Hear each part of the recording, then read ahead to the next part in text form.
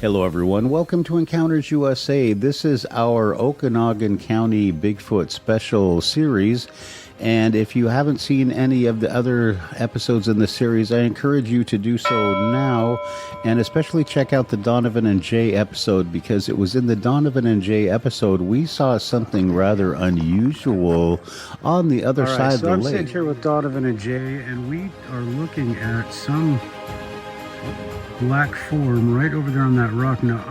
And so today I am going to go and check out that little island and see if there is any likely possibility that that could be some kind of a hangout for our friend Bigfoot.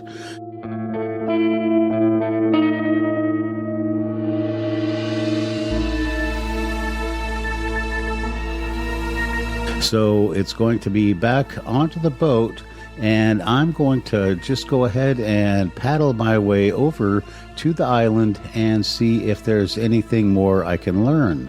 Now, let me tell you something about boating on these lakes and looking for Bigfoot and coming up on these small islands. It's not a good idea to just jump on out of the boat, because you could end up waist or even worse, deep in some muck that you might not be able to get out of.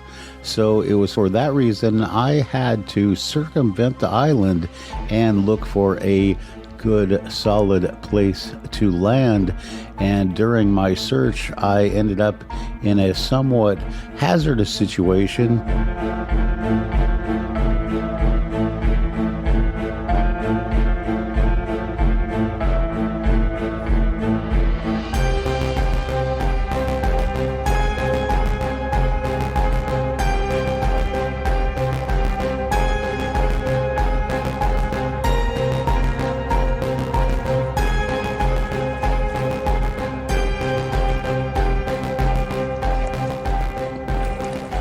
I needed to pass through a narrow channel of rocks that barely gave me enough room on each side or enough clearance on the bottom. And I had to be very careful, because if I made any noise, I might alert the Bigfoots that are out there somewhere.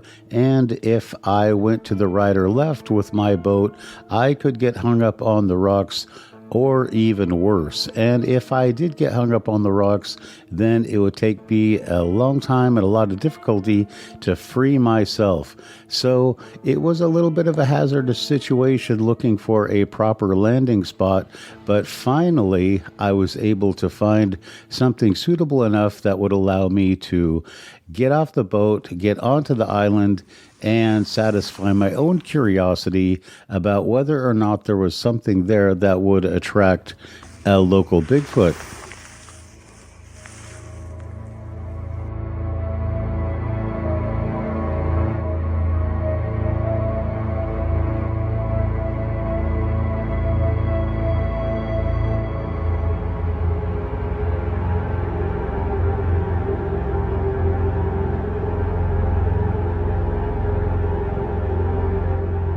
So once off the boat, I went and explored the island. It was very small and was pretty much nothing more than a lot of rocks.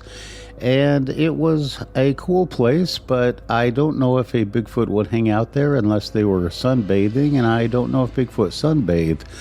So, with the island explored, it was time to get on to task 2, and that was to do my Bigfoot call blasting. And so I was going to have to get back in the boat and go out and get my speaker going and get my call blasting so that Bigfoot would know Encounters USA was in the hood.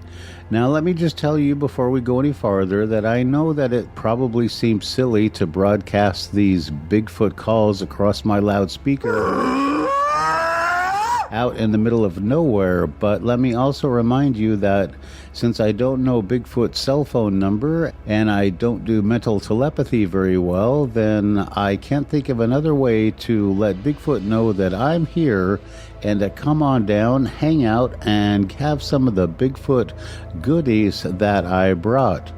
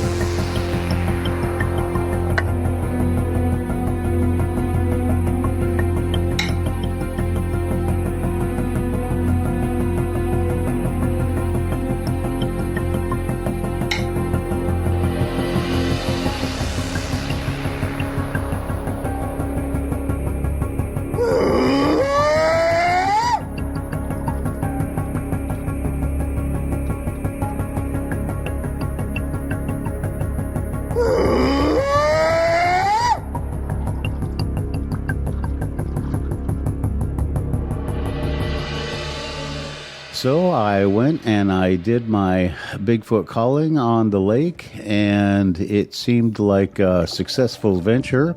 I was able to do a number of call blasts that rang out throughout the valleys of this area. Now, the next thing I needed to do once I was finished, as the wind was picking up, I needed to row back to my camp and get ready for the night's activities. So don't miss the next episode where we go and we do some more night operations looking for Bigfoot in Okanogan County. And if you haven't done so yet, go ahead and hit that like and subscribe button. And don't forget to check out Encounters USA, where we have some great merchandise, videos, documentaries. And let me remind you, the Cascade Bigfoot Blood Mystery Series is out and on your favorite streaming service. So check it out when you have time. All right then, everybody. This is Encounters USA from Okanogan County, and remember what we always say: if you're out looking for Bigfoot, aliens, or Dogman, always watch your back.